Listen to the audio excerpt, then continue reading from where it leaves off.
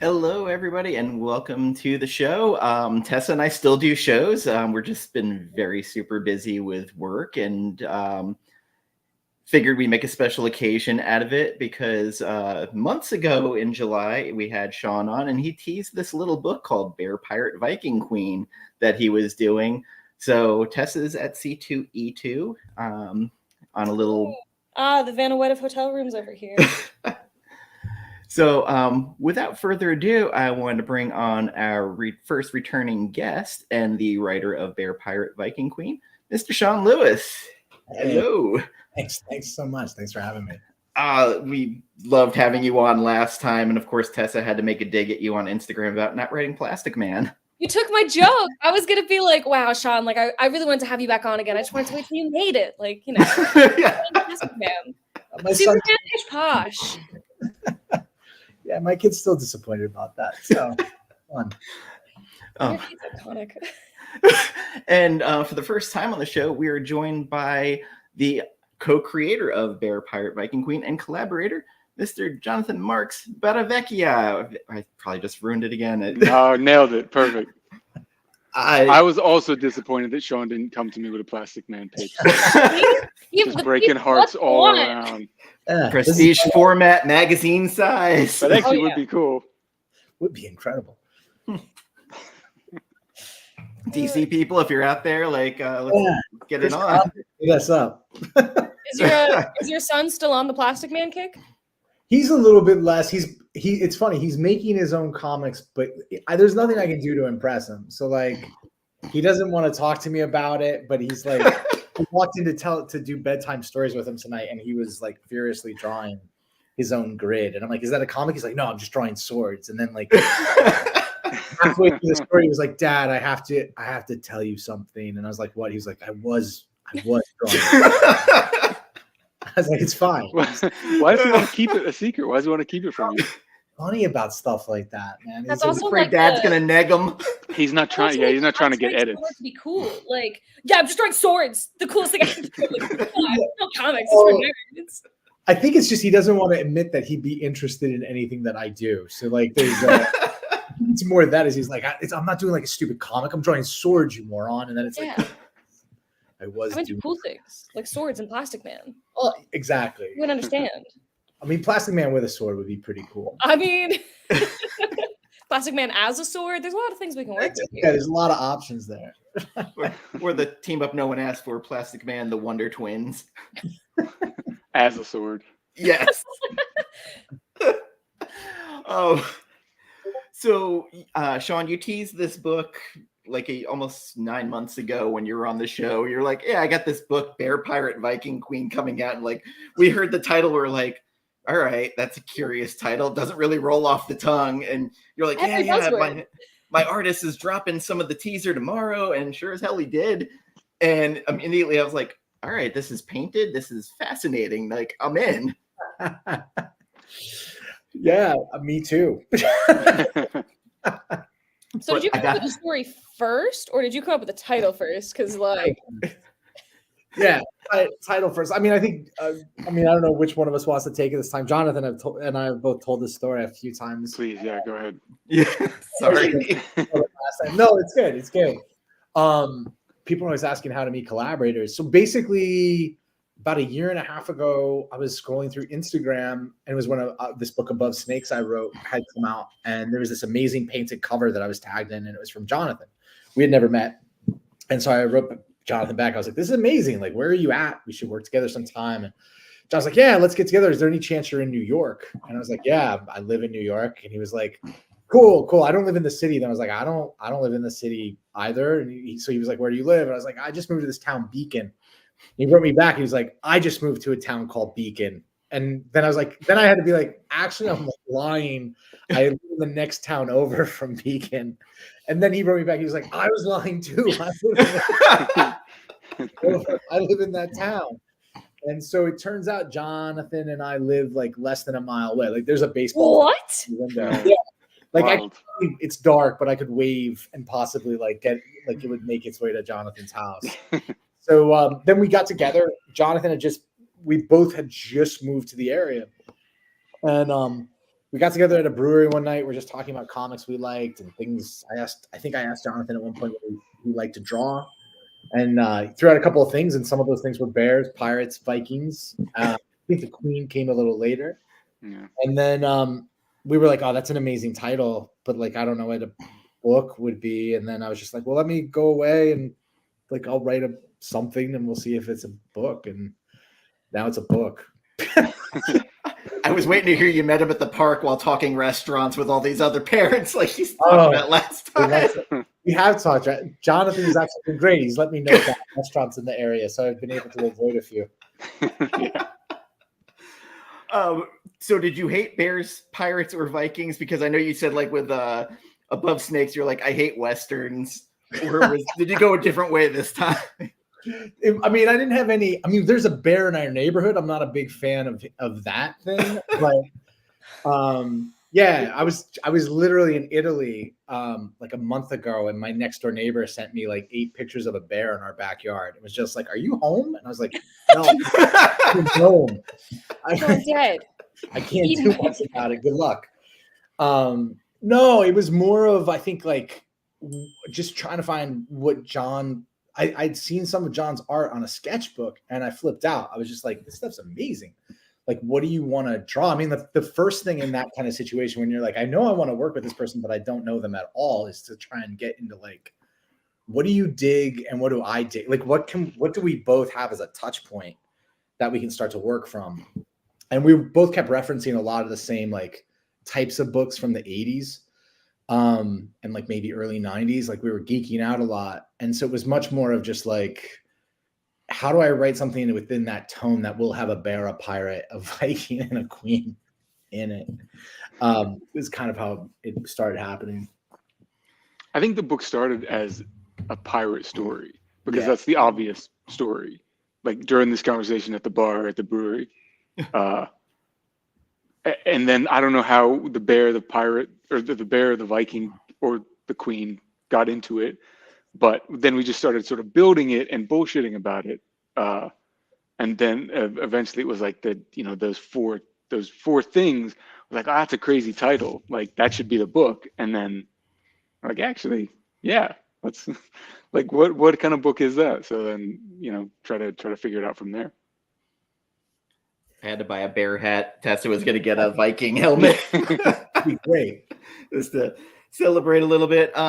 So when you found out that it was going to be 72 pages as a painter, you were like, oh, fuck. No, you'd think so. It was my fault because we figured out that we want to do a crazy book together that has a wild title. And Shawnee kind of went off on his own to be like, hey, let me break this. Let me, figure out what kind of story or what kind of bones are here. And the script he brought, we've told this before, it was a poem basically, like an old, like a classic epic poem. And Sean was like, this is, I think that this is the start of something here. What do you think? And so I took it away and I sort of broke it up into images.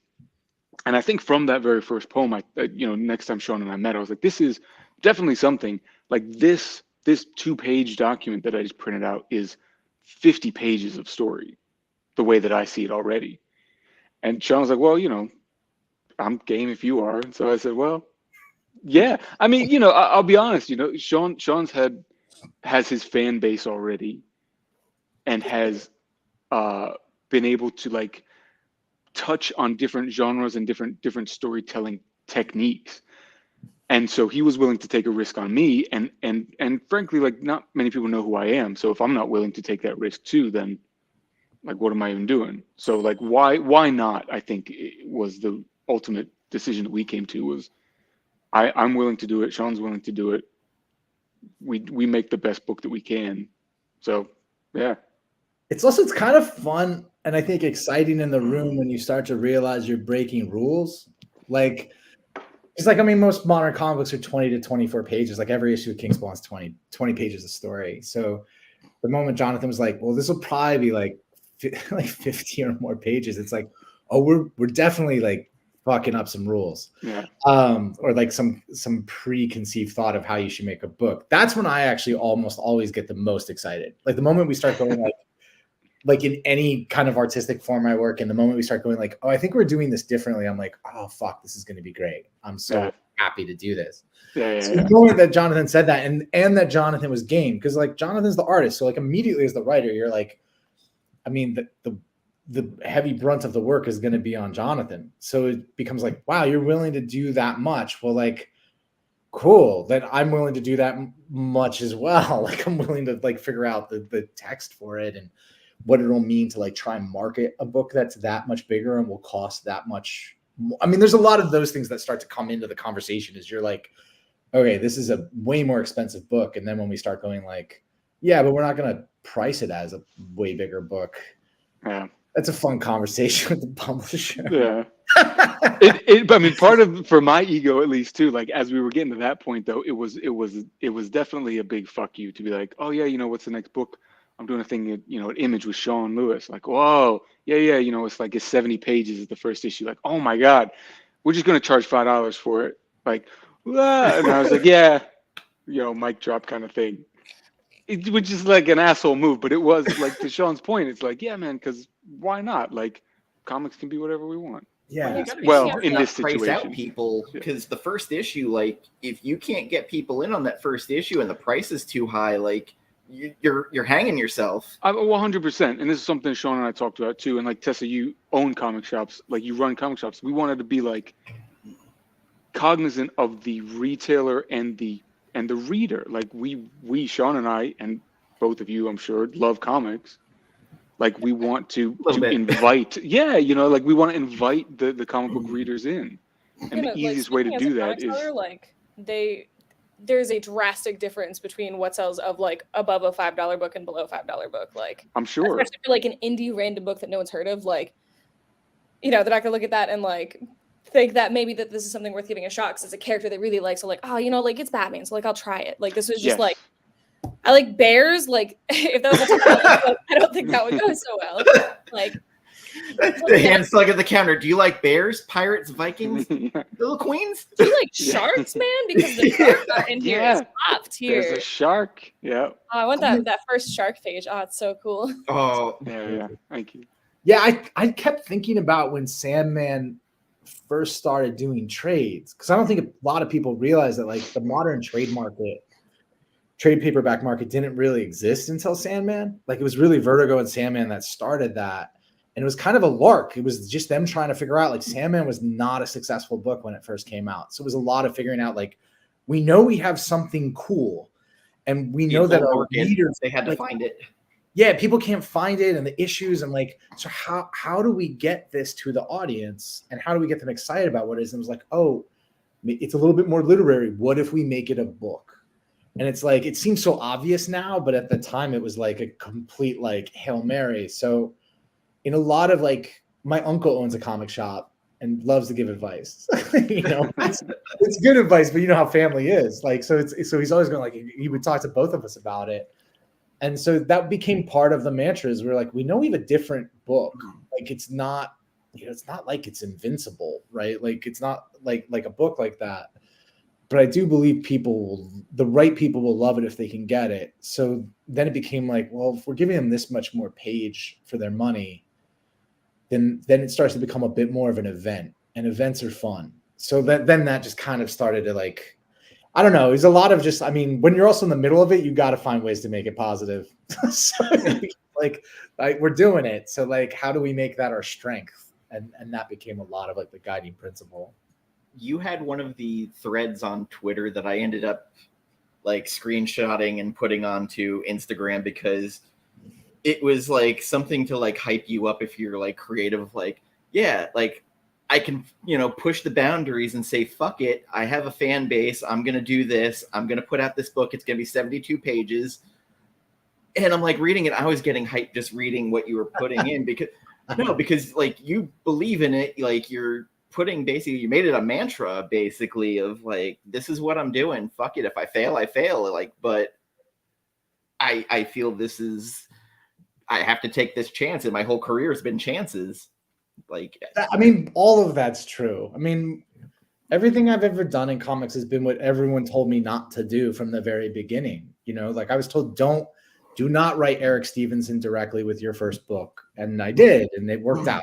And when Hayden and I made The Few, I still remember we made a first oversized issue. And then when we did solicits for the next one, I remember getting contacted by the production side going like, is every issue of this going to be 60 pages? This is when no one was doing it. And I was like, yeah. And they're like, no book does this. You're going to lose so much money. And The Few was probably was wildly successful. So I don't know. Most of the time when people tell us like it's not, when I hear people tell me like you can't do that in comics, it makes me wonder if they understand comics. Like all the things I love are books that were done that no one was doing before that, but now we just take for granted, like the way that the book was done, you know? So I mean, yeah. And it's fun. I don't know. It's just comics are so much possibility. I think it's still the most magical thing about them is you can literally do you can make a 6-page comic and get it in a shop. Like you can do anything. And there's like, you can't really do that with a lot of other things. And I think sometimes comics gets in like this rote pattern where it's like event after event after event, all issues are 20 pages and like the layouts are super similar. There's a lot of companies doing IP farming, so their stories all feel like movies before movies, and you just start going like, is this what I fucking love? Is this why like I've been obsessed with this form since I was a kid? And it's like, probably not. But I mean, I think unfortunately, like a lot of, or hopefully not a lot, but some of the like consumer side of our industry is just existing on inertia. It's people who are our age who buy comics because they've always bought comics and maybe like comics, maybe love comics, maybe don't, maybe just it's a habit now. And though that like that formulaic storytelling, that 20-page structure is comfortable, it's expected. Wednesdays you get your books, this is how they read out, fine, fun, you know, and then you do it again. But if we can, I mean, this is very like grandiose, but just remind people of like Sean says, like comics can be anything. The experience itself is something that we wanted to like engage the reader with. I mean, Sean can speak to this too. I know his background in theater is an experiential, like an event. And comics can be that. And especially for someone like me who wants actively to, I love the comic book art form and the traditional like graphic side of it. And I love shitty 90s comics with crazy musculature. But like the kind of work that I make or make now is not that. And I want to like, we can push that like comics can also be this other thing too, about like a painted book about a bear. I mean, yeah, I mean, yes, my background is in theater. So like my biggest obsession, I don't know. With what you write, actually. I just my obsession going into every book is just like when you're holding it in your hands and you're doing page turns, how does it relate as an experience? Like, do I feel like I'm in the book? That to me is the most, I don't know, the most interesting part of it. Because when I was a chubby fucking 11-year-old getting my shit from the local drugstore, I thought I was Colossus. You make it sound like a plug. Self into. So when you're a kid, it is an experience because you're, especially when we were kids, at least, like it's discovering something for the first time. Oh yeah. Wait, what'd you say then? Oh, the spinner rack at 7-Eleven. Yeah, was where I first exactly. got. Like it's an experience in that, like, what the fuck am I even gonna find?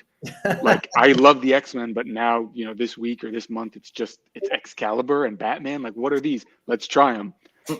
But you're, you know, the art form was a little bit different, or the medium was a little bit different, but also like you're experiencing something for the first time. So by definition, it is like an impactful experience.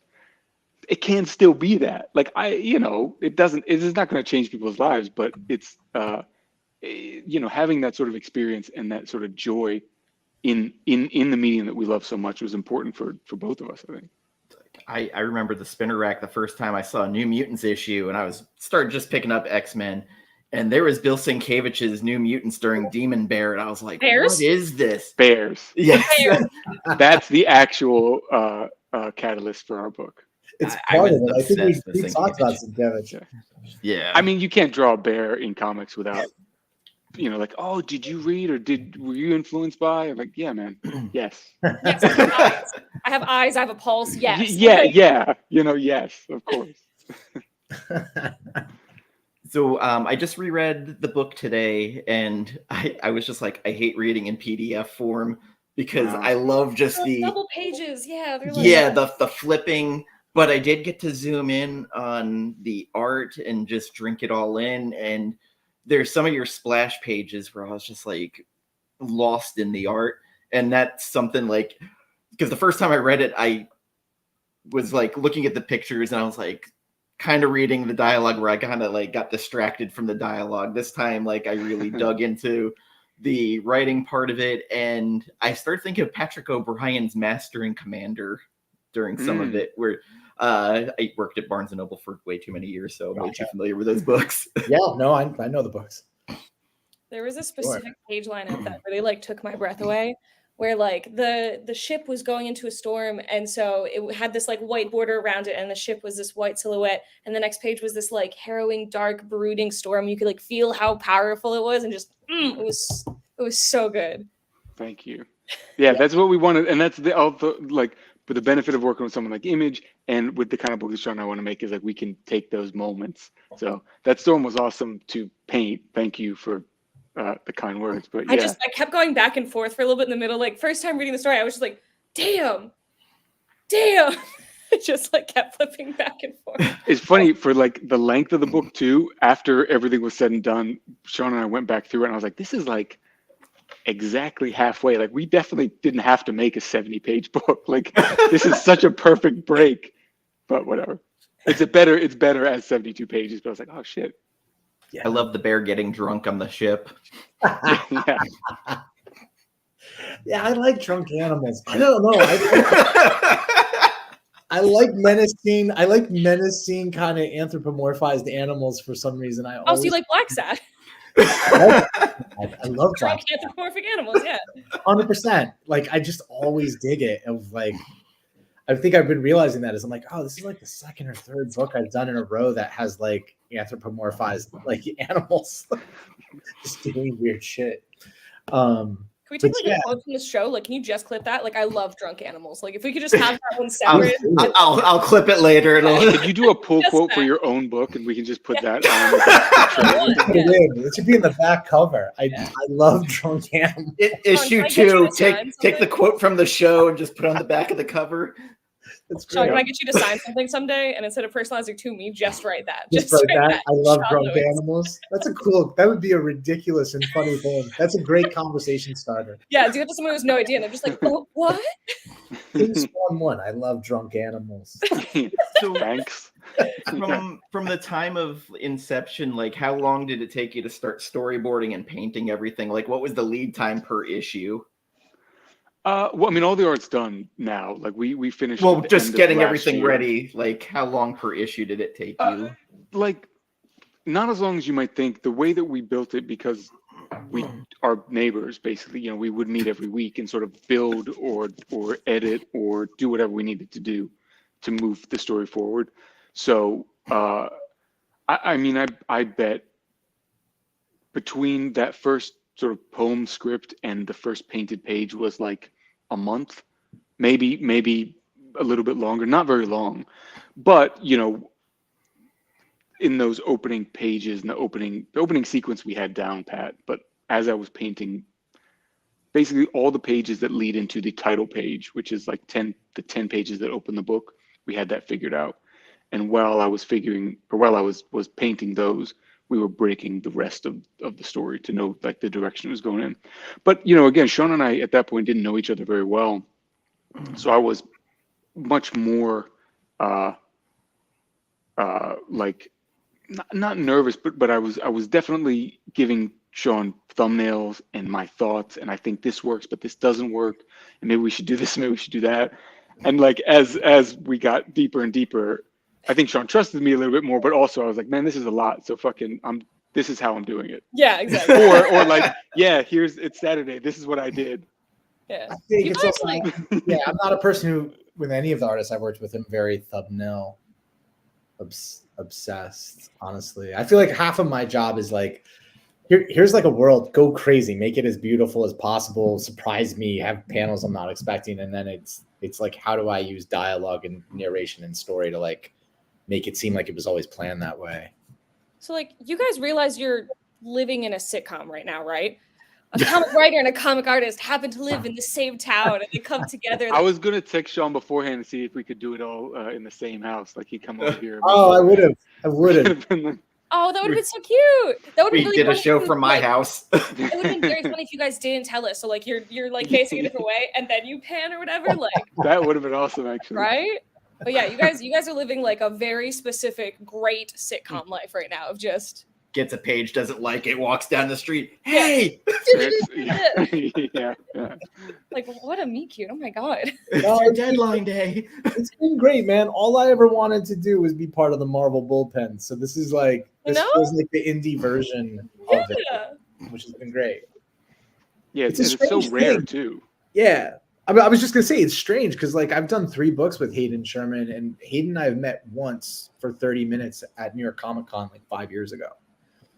So like, yeah, like a lot of times you never are meeting your artist. Like I never met Javi Fernandez, who did all the King Spawn stuff with me. Like, well, do you guys have like a virtual relationship? Like, do you do like calls and stuff like that, or is it just wild? Really, Hayden and I will talk occasionally, but never while we're making the book. It's always like when we're mid pitch or when we're coming up with a pitch, or like, who do we send this thing to?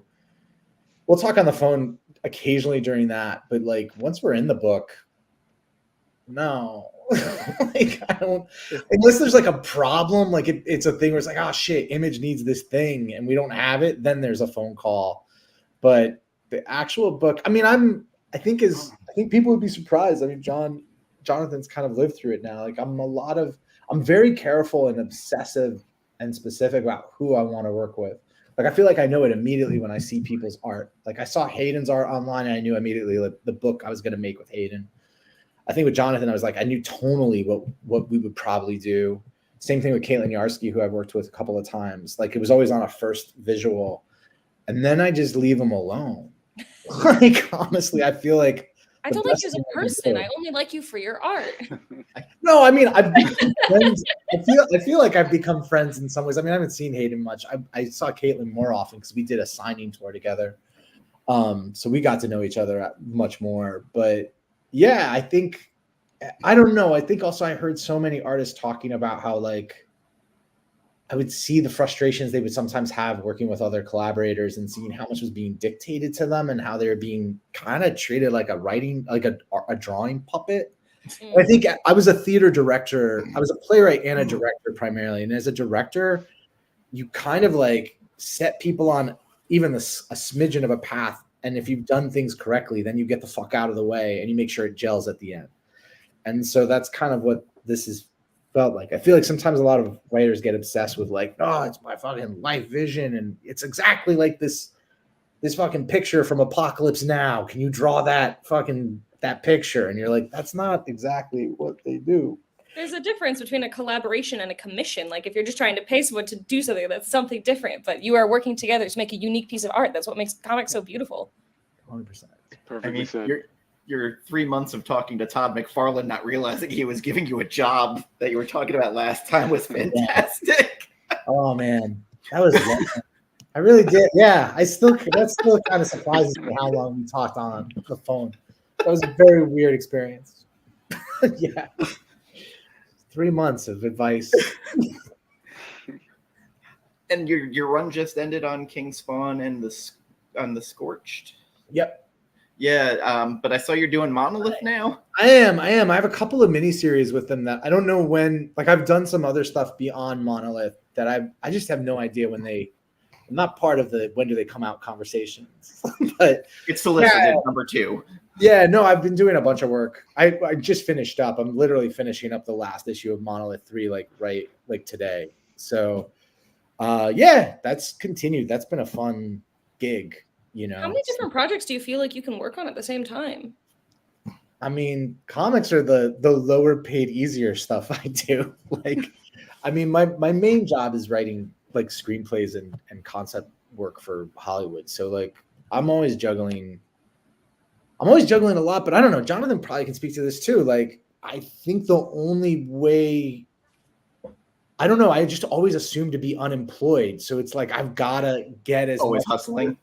Yeah, like I have to create as much work to buffer the possibility. I'd rather be overworked and being like, oh, fuck, how do I not fuck this up? Because I'm overwhelmed, than to be like, shit, will anyone respond to my email? I'm desperate for money. And yeah.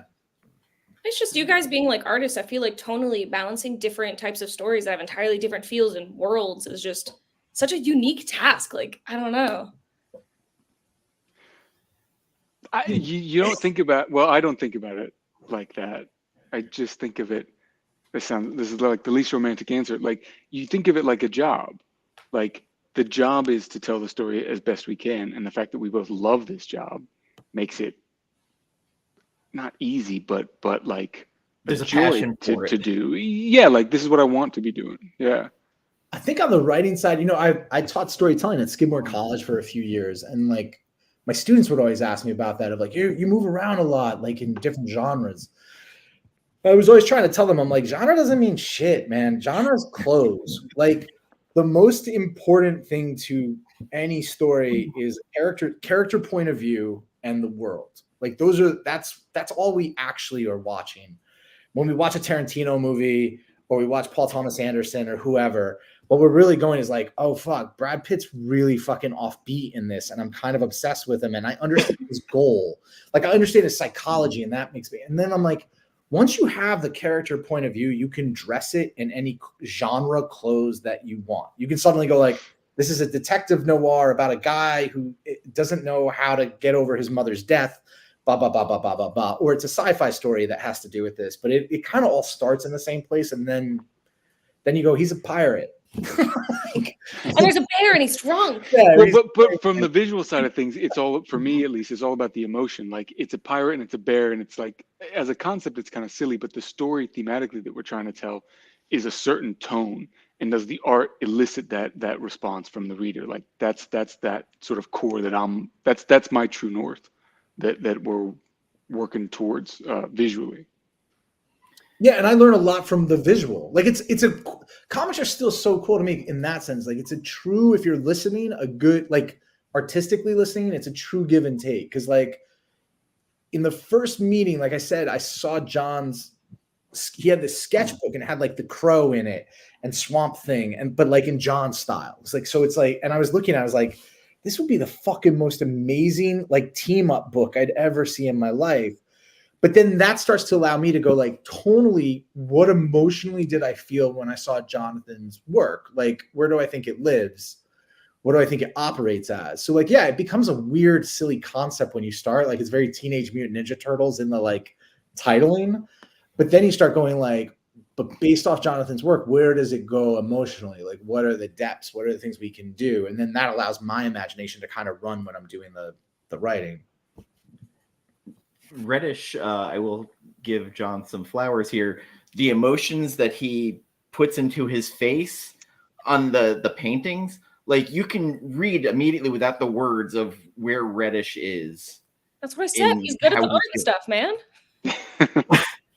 Like, thank God, thank you. Without words, when you can actually see what the story is doing, that always impresses me. Where like you cannot look at the words, but you can get what's going on in the book, and well, that's talent. Thank you. I mean, that's the strength of comic book storytelling, to my like sensibilities, especially, is, you know, whatever Sean and I know from the script and from the story that we want to tell, we don't need to beat the reader over the head with it. And Sean and I had this discussion a million times where it was like, I mean, this is comic book storytelling 101, but like, if Reddish is sad, then I don't need a panel that says, I am sad. Or if there is a panel that needs to say, I am sad, then the illustration doesn't need to be a sad fucking pirate. Like, we can let's lean into the you know, the visuals and the language complementarily. So thank you for, yeah, like that emotion is like the driving force behind any story. I think character and emotion, that's all we are as humans. I just laughed. Like some sailors, they're drowning. They see mermaids. He sees a bear. Yeah. Maybe the bear is a mermaid. Come back for issue number 2. Which is up for pre-order as is issue 3. I pre-ordered mine from Third Eye. Because my LCS, we have a complicated relationship. So just pre-ordering from online now. You're still supporting a comic shop, just a different one. I mean, I still go to my local one. It's just anything that's like not in his wheelhouse. I know he won't order, even though I special order it. Even if you order it? Yep. He will flat out he's pulled books out of my file and sold them because they got hot on eBay because I wasn't in there on release day. Do you want to call out this piece of shit comic shop? No. Actually, now keep them in business because there's so few of them left. So yeah. But that's why there's behavior like that. Even the Third Eye guys are great. I will say that. I've done signings down there. They're awesome dudes. They've handled my pre-orders great. They come in great condition. They've handled everything wonderfully. And for people in the Pennsylvania area, I'm sure that Tessa will have some in stock at her store that you can swing by, maybe call. Where in PA are your stores? I was trying to figure that out. Well, I used to live in Philadelphia, and I did a ton of theater work in Pittsburgh. So I was like, okay, not Pittsburgh. That's like 4 hours away. Okay. But more in the Philly area. Yeah, like I think so do you know where the Lehigh Valley Mall is? Absolutely. One of my locations is inside of it. Oh, okay. Yeah, Lehigh Valley Mall. And then right next to Easton, like less than 5 minutes, or I'm sorry, in Easton, but right next to Jersey, like less than 5 minutes from the bridge, I believe. And the Palmer Park Mall is one. And then just opened up one last month in Stroudsburg in the Stroud Mall. And that's cool. Kind Congratulations. of in the middle of nowhere. I know Stroudsburg. They have a big wrestling. I wrestled in college. They had a really I love wrestling stuff. Yeah, it's like it's really cute. Yeah. Absolutely. Cool. That's very cool. So, John, for people not too familiar with your work, Tessa and I were, and beforehand we were talking how saw these variant covers. We're like, wait, he did that cover? He did that cover? I was so sad it wasn't at my place because I was like, well, I would love to have your work behind me. Because I'd be like, look, I have these already. Is this your first major interior work you've done, or have you done a little bit in the past? No, I've been published for over 10 years now. I was working with Aspen Comics, and then I was exclusive with Marvel for about 3 years. I did the Dark Tower books and Wolverines, some Savage Wolverine, Doctor Strange, stuff like that. And then as I was getting more into painting comics, I was starting to do more independent books and then more cover work. So it's a little bit of a hard sell sometimes with the big two, or with superhero books as they are now, to go the painted route. I feel like they wait until the painting artists get big over with indie stuff, and then they're like, oh, people already like you. It is a risk. I mean, entertainment is a risk-averse industry for as much as we want it to not be. They deal with interior artists too, man. There's very often anyone who has a non-traditional superhero style.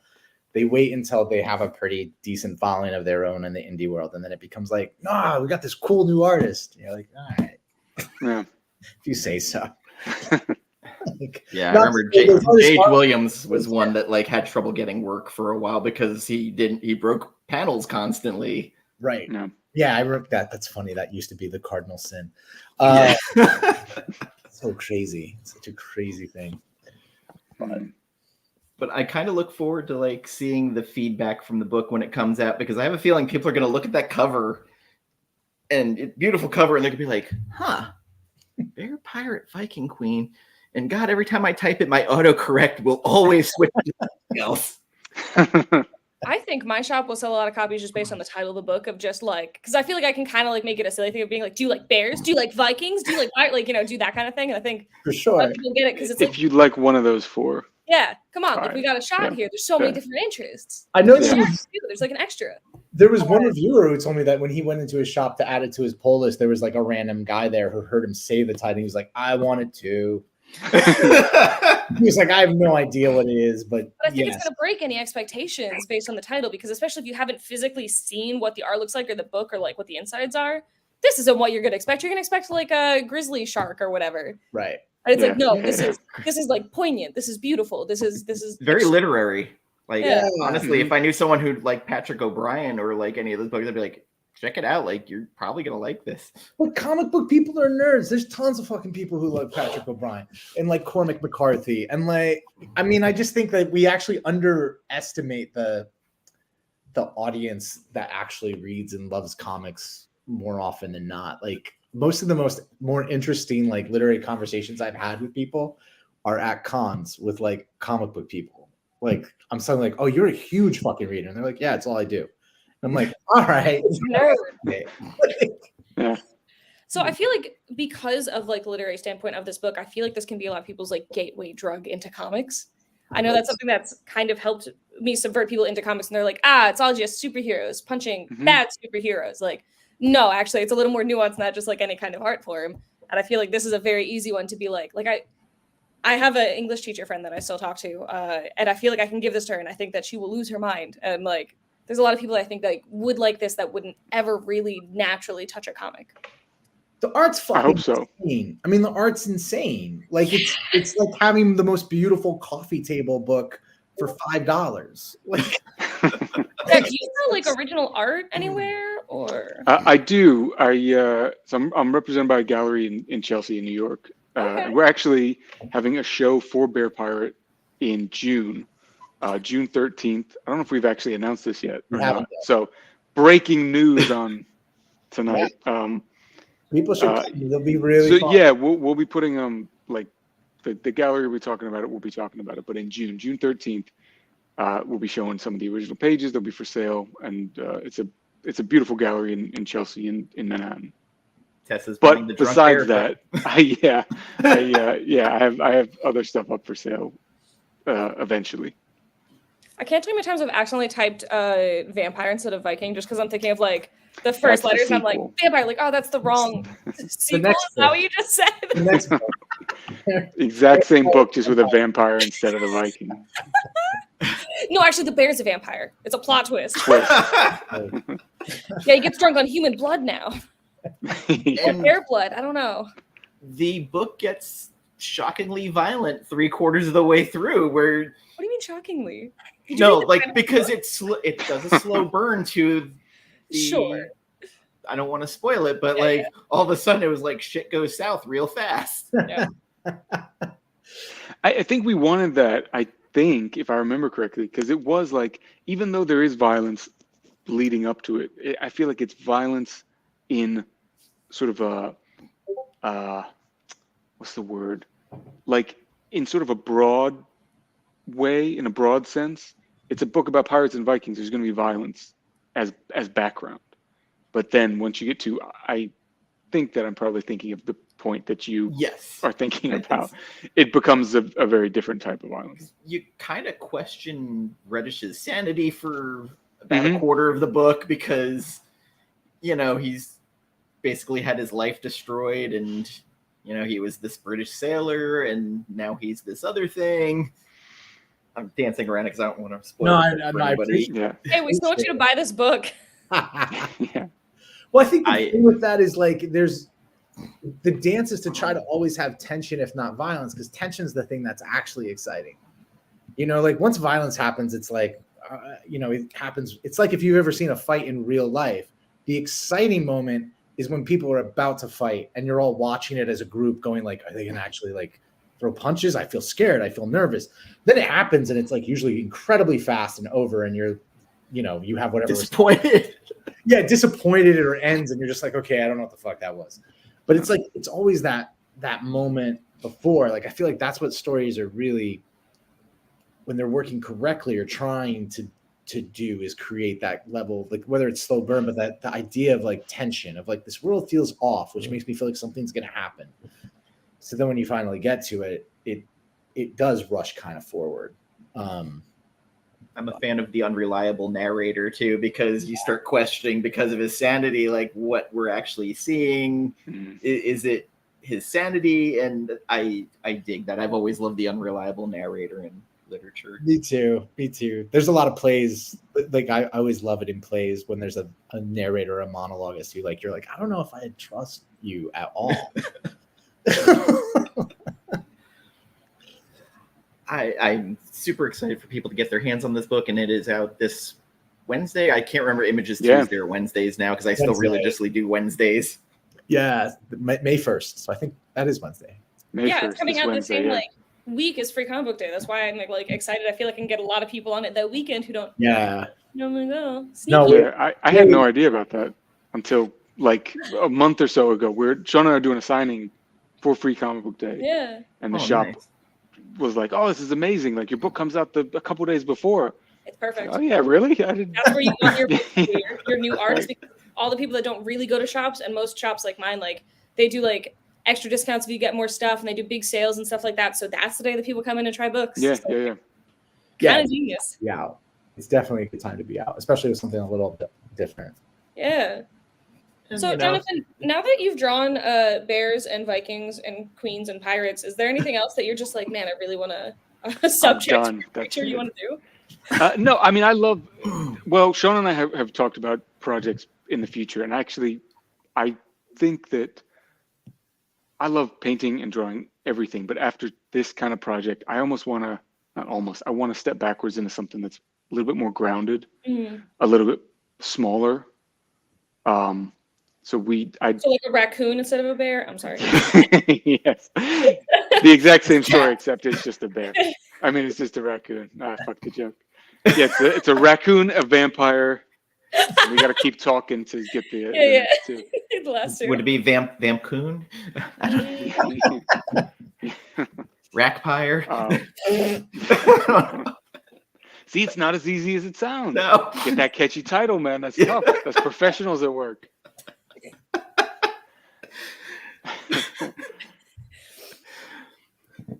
No, Tessa, you almost didn't do this, Joe. I don't know. The answer is I guess there's a couple of things that I want to do coming up. Some of them we're lining up, some of them just in the future in my career. But after a big epic story like this, my sense is to step back to small. Yeah. Well, you certainly have a new fan here, so you know. Thank you. Hell yeah. Definitely. And I get to like order all your books to shove in other people's faces. So Do please, yes. yeah. Why is this in my pull list? I have several customers that are just like, Tessa, what is this? I'm like, no, just trust me. We have what I call a punch in the face guarantee, where if like I recommend something so harshly you can punch me in the face, you can just change it in for something else. It's fine. Right. But like the premise is like, no, like trust me. Like, you know. I've known shops like that, great shops like that, where the owners or the people who run it are like, this is whatever is coming out. I fully recommend it and I put it in your box. Yeah. If it's terrible, then yeah, exactly. Yeah, Switch swap it it out out, or it's whatever. fine. But, Or punch me in the face if you want to. No one's or taking me out. sure, I guess. Or then there's like Tessa in our chat. I'll start like talking about a book, and she's like, "All right, you've mentioned this like 3 or 4 times. I'm gonna go check it out." Like The Last Mermaid. I do want to read that one. I've heard that's good. But yeah, there's books like that, like The Last Mermaid for me too, where enough people talk about it that you just go buy it. Hopefully Bear Pirate is that. Yeah. I remember that with Little Bird. That's like the last time I remember there was Yes. like there was a huge amount of conversation with it. And I think Horvath's book, Patrick's book, has been doing great that way. Beneath the trees where nobody Yes. sees us. Yeah.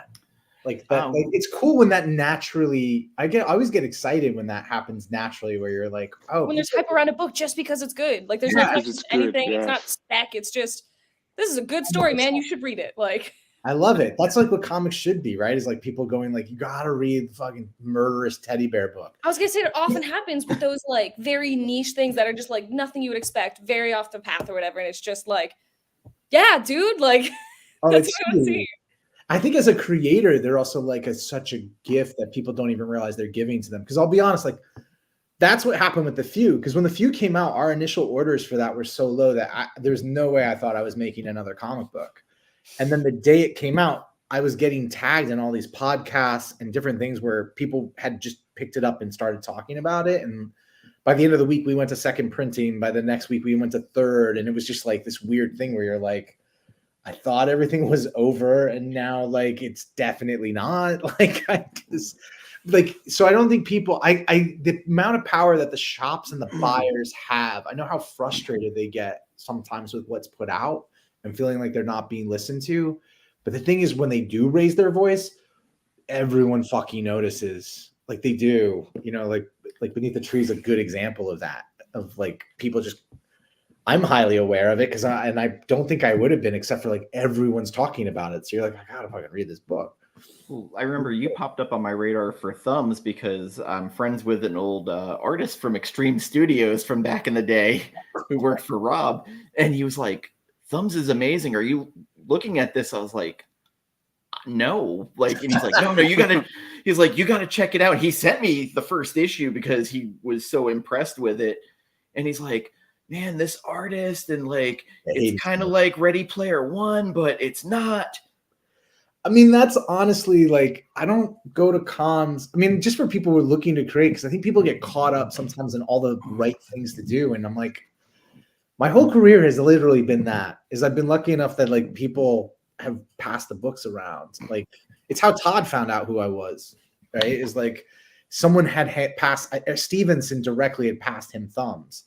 And then that's why he called me at my parents' house. Like, so it's just a bigger thing of like, do the fucking thing you want to do and the way you want to do it, and just trust that if you do it well, there will be an audience for it. Like, I think people get caught up where people just like finally create the thing that they've really been wanting to do, and then it pops off. Like, that's how, I know we're talking indies or whatever, but that's like how Fantastic Four was created. He was about to quit, and then his wife was like, just do one thing that you want to do. Like, you're going to leave anyway. Why don't you do that thing you wanted to do? And so he just did it with like no inspiration, basically. And then everything spawned from that. Oh, I didn't know that at all. That's amazing. I love that. Yeah, no, he was ready to quit, and his wife was like, just do this thing. You're leaving anyway. And then, you know, he created Spider-Man with Ditko, and, you know, his, I guess, uncle, Larry Lieber was like, oh, remember that Spider-Man book that you were making that we loved? And they hated it at the original because they didn't like that he was a teen. They didn't like he had issues. And it ended up being the thing that made the book. Right. Yeah, just over and over again. And like history spanning back from 1961 to now, it's just make the stupid thing that you don't think anyone's gonna like. Just make the thing you want to make. Like, yeah. It's always the thing that fucking worked. Chris Rock talks about that. Chris Rock was about to give up comedy before he did the Bring the Pain special, which made him like the Chris Rock we all know.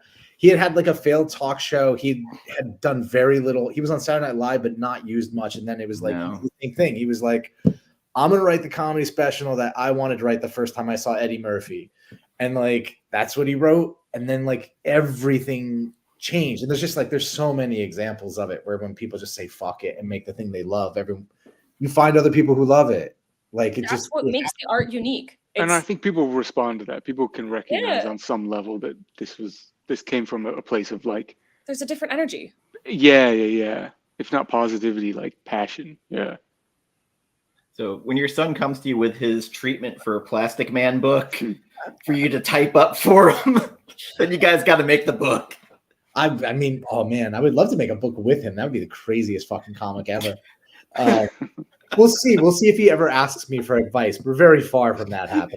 So he's gonna come to a con with his portfolio for you to.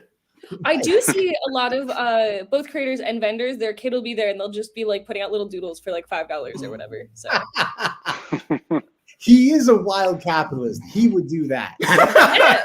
Well, he can set a booth. He can draw swords or whatever for $5 a pop. 100% do that, and he'll make money because he's a kid, and everyone will be like, "Yeah, here's $5 for your drawings," and he'll make more money than you. I'm sure. I'll get very irritated about it. Like you.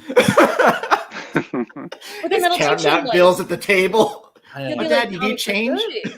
Going to Comic Cons, this is good. This is how you make money. That's how you get hooked, maybe. It could be. That would happen for sure. Anyone gave him $5 for a drawing, it'd be hard to keep him away. He'll start succeeding. Like, well, Dad, your most popular book sold this many. Coming for you, old man. He keeps like a tally on his wall. Yeah.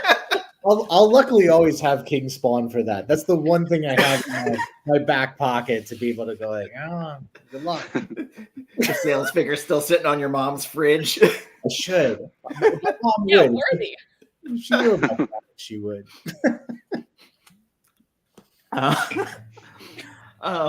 So Tessa, are you going to drive up to Chelsea to go to the art Probably. show? I didn't bring my planner to here, and I'm kind of useless without it, but I wrote it down in my notes. I want to say I'm doing nothing in June, but I know I have stuff every month, so I don't know why I can't think of anything. Right. But theoretically, I'll cancel most plans for it. New York's not that far. I'll drive like less than 2 hours. You should. It'll be fun. Come through. Yeah. I'm excited for it. Yeah, if you guys are in Pennsylvania and want to stop in and do a signing, like Absolutely. Yeah. I don't think we're that far from Pennsylvania. Like one of the signings we're doing is in Port Jervis, which is right next to Matamoros. I don't know any of the words you just said. Oh, Matamoros is in Pennsylvania, so I feel Okay. like it's probably like 30, 40 minutes from Scranton. I don't know if that's Okay, yeah. I live like 30 minutes from Scranton myself, so. Oh, okay. Yeah. But yeah, we totally should. Happily. Yeah, we're remodeling the stores this summer. I would love to have a whole big signing affair. Let's talk Yeah, about I'd love to, yeah. figure it out. It's also we can drive together, so it makes it True. Well, then you both have to come. Yeah. Now, sorry, Jonathan. He just signed you up. No. I was coming either way, so I don't know if you wanted me there or not. But he'll just be set up doing doodles, and they're like $5 a sword jar. Man, If you have old back issues, you'll have Jonathan there for hours. Yeah, we got a few. Yeah, what's your sleepwalker situation in the long You run? got Sleepwalker? I was thinking decades older than that, but yeah, we got that too. Oh no, Sleepwalker's No, not classics. Just classic. No, yeah. I Hey. should have stated. We're not talking about like X-Men 1. It really is like Sleepwalker 4 through 9. Yeah. got any of that Dark Hawk books? Yeah. Oh yeah, of course. There's Yeah, some we got very everything. specific gaps in my boxes already. Oh, I probably still have those in a box of horrors that they're buried in my. Totally. Oh, I have that. Yeah. I got a lot of like the '90s Drek. I do want to read Dark Hawk, like very Easy. genuinely. Dark No, Hawk. there's some '90s books that I bought because I was like, this is gonna pay for me to go to college. No, I remember those days. yeah. Sorry, Dan. I'm actually here for the love of comics. Oh, I was too. I just, bought 9 of certain issues because I'm part of the problem back then. Sean, you also had a movie that you wrote come out that won an award, or? Yeah, I've been doing a bunch of different stuff. There was a movie I co-wrote that came out a couple of months ago called Woods Are Real. That was it. Gravitas Ventures is the distributor of, and then I think there's something coming out in the summer. Yeah. When you're the writer, no one tells you. What should we ask? This is the thing. When you're the writer on a lot of those things, like no one tells you shit, and also a lot of what you wrote sometimes is changed. That's a weirder experience because you go and see stuff and you're like, I don't recognize writing this. Like, I don't know what this is.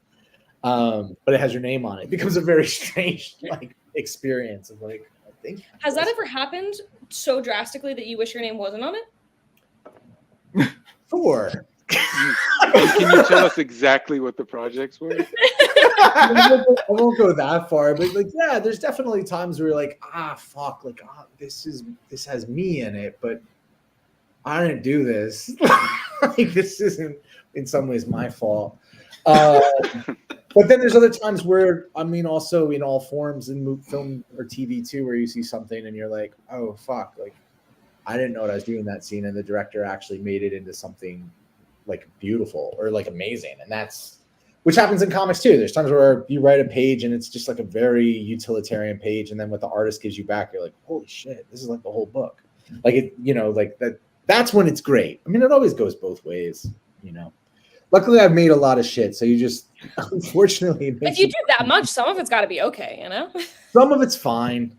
I think it makes you kind of indifferent to all of it. It's hard to get super excited or super I don't know. I'll get more than enough excited about your work for the both of us then. I'll take on that burden for you. I got you. Sure. There's always things I'm hoping for. Anyway, that's a whole different fucking thing. But yeah. I guess as a writer, you just have to, especially in TV and movies, you have to just not hold everything precious. Just possible. 9 other people might polish this. Man, well, people don't even realize, when people get mad about stuff, the amount of people who have given a note or manipulated or shifted the written work before it ever makes screen is astronomical. I'm working on a project right now where I shouldn't go into that, but there's projects where you have that project's going fine, but you can have anywhere from 3 to 9 execs, 2 production companies, and that's before you're even at the studio. And you're getting notes from everybody before it even gets to a director or an actor or anything. So A lot of times when people are like, I fucking hate this, like, fuck this Madam Web. And you're like, who knows how many fucking people on that before it ever got shot, before a single cell was shot. Some people are like, those writers, how do they get work? And I'm like, they're probably fucking great. Like, if they're still getting work, they're probably amazing writers. And just like, you know, part of the magic trick of that job is fulfilling all the crazy things that people say to you and still have something that could be filmed. Like people don't realize, like, Walking Dead, like some of the early notes they were getting from networks were like, could we take the zombies out? Like, yeah. You know, well, like, in the beginning, when Kirkman like tried to get that fired image, they were like not going to accept it, and then they were like, "Yeah, so there were aliens. Aliens, there's aliens." He's And then they're good like, later on, they're like, "When are the aliens coming?" He was like, "Yeah, by the way, I totally lied to you." But yeah, so anyway, sorry, that was a digression, but it's. Yeah, when you're dealing with film, the more money you're dealing with, the more people are involved, and the less what you originally set out to do is what you end up with. I think that's like the easiest math of it.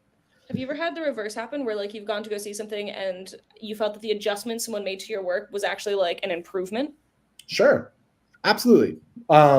Theater, I would see that a lot. Like people would make my plays better. You know, like I would go see something and like a director would figure out a scene, or they would have a concept for it that actually became like a bigger metaphor for what I was trying to say than I actually accomplished in the work. And then you go, and then like you steal it. Like then I'm like, oh shit, next time this is produced, that's just like part of. But people have been doing that for fucking ever. Like there's a reason. That's a whole other nerdy conversation. But like most of the great playwrights, like Arthur Miller, Tennessee Williams, Lillian Hellman, like they worked with a lot of the same directors over and over and over again, because those directors would bring something to the work that then would end up in the script. Like I'm a nerd with that stuff, so I have multiple drafts of like Glass Menagerie. I was gonna say Glass Menagerie is one of my favorites. That's why I was like, ooh. Great.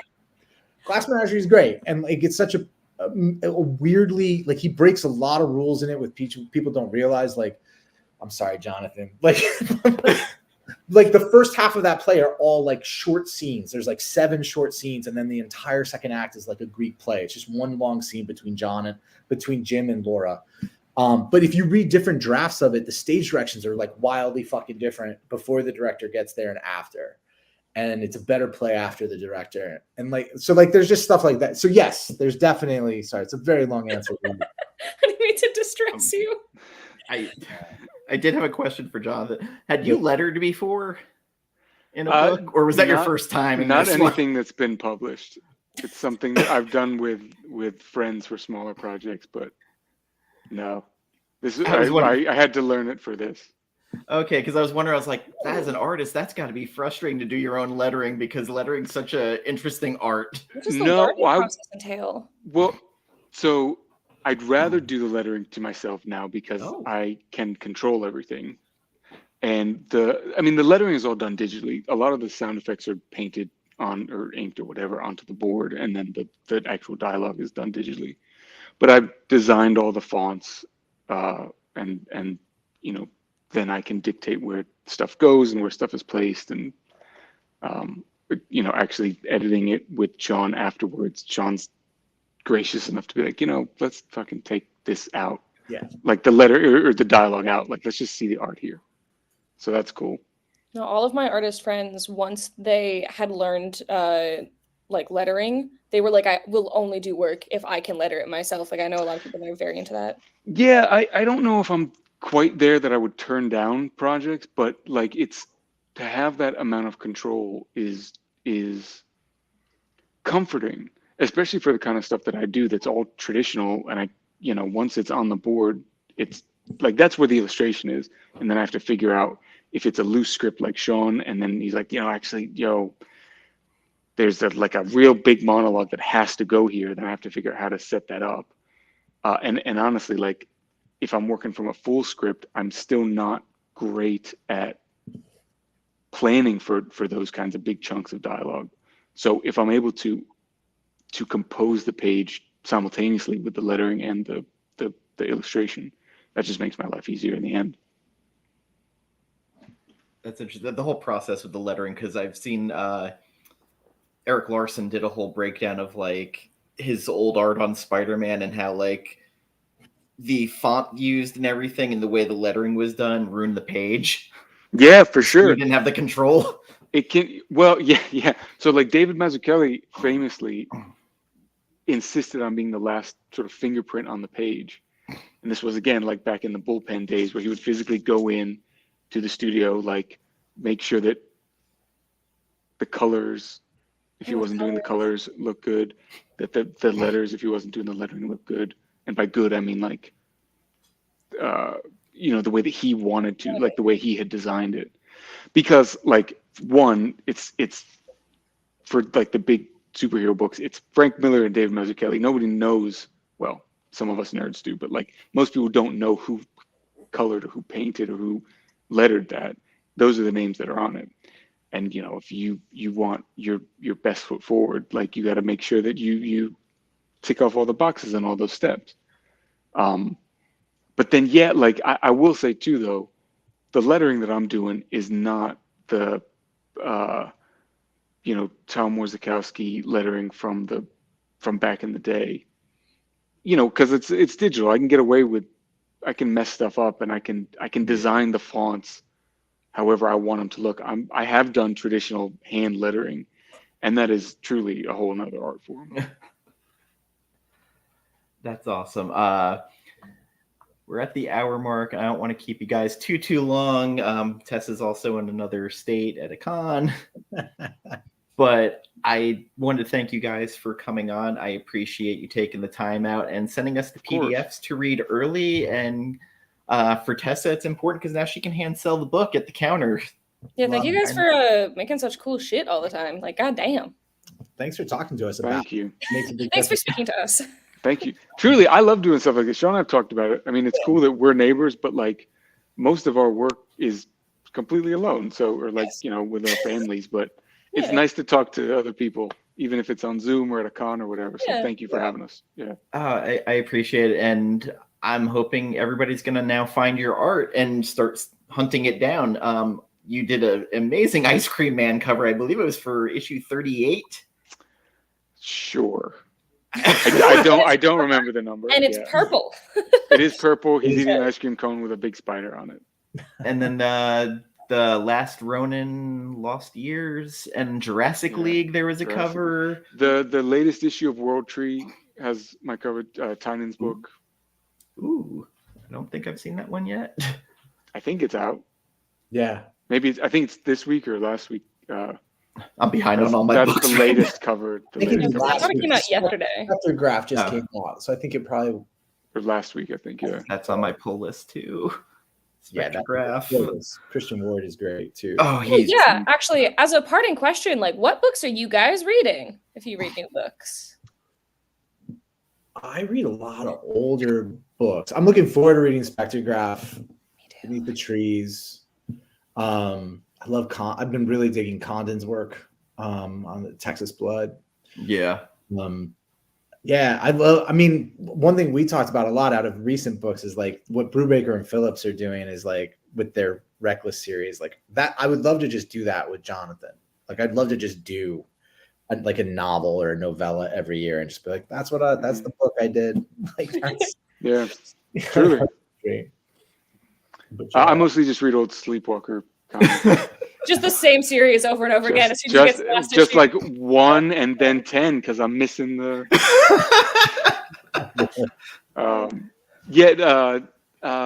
What am I into right now? Like I said, I don't get to the shop as much.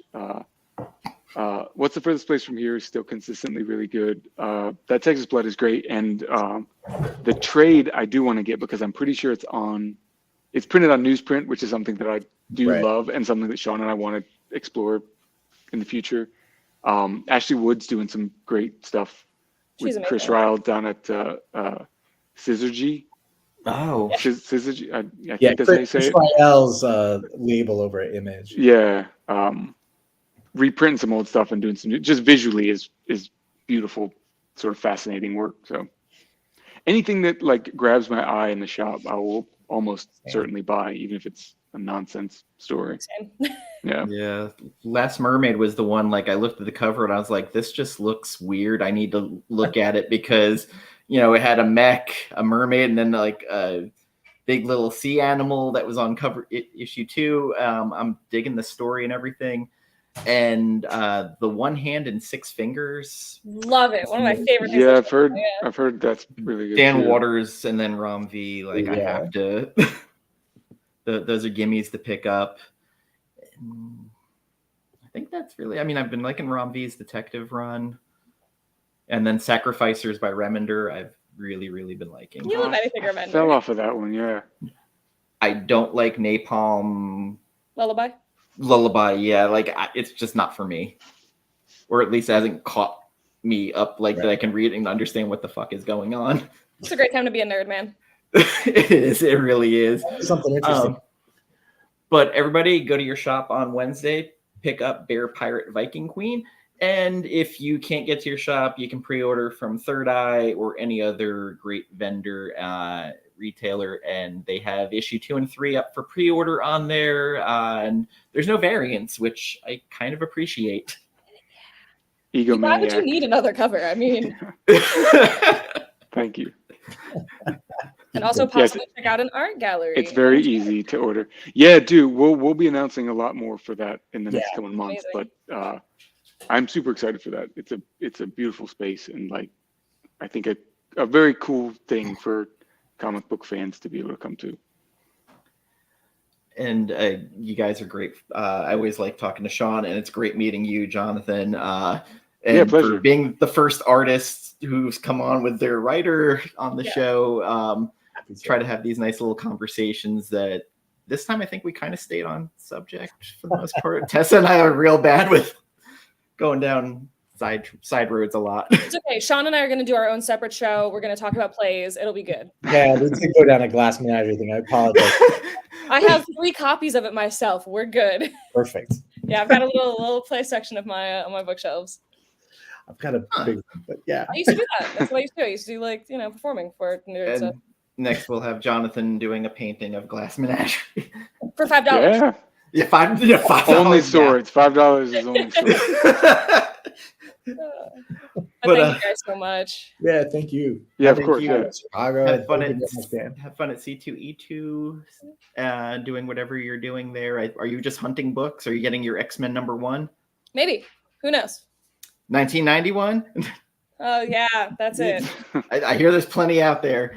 If you find any of the Sleepwalkers Jonathan needs, just bring it to the Chelsea gallery. And I'm looking forward to Monolith because that's a character that didn't get focused on much during the Spawn run. It's been fun. The art in that is also insane. Like, who's doing the art? Valerio. I'm gonna murder his last name. Murder it. Say it louder. Jean Giordano? You're right. Yes. What the fuck? We called that out, but Is that God? I only worked with God. God? Was that you? Yeah. Valerio's great. Valerio's working on one of the new Mark Millar books right now as well. Like his work's really cool. Straight out of Rome. But yeah. All right. Well, thank you everybody who tuned in and catch the replay. And I will be cutting the I Love Drunken Anthropomorphs. Do it. All right. Take care, everybody. Thank you. Bye-bye. Yes. Good night, guys. Bye.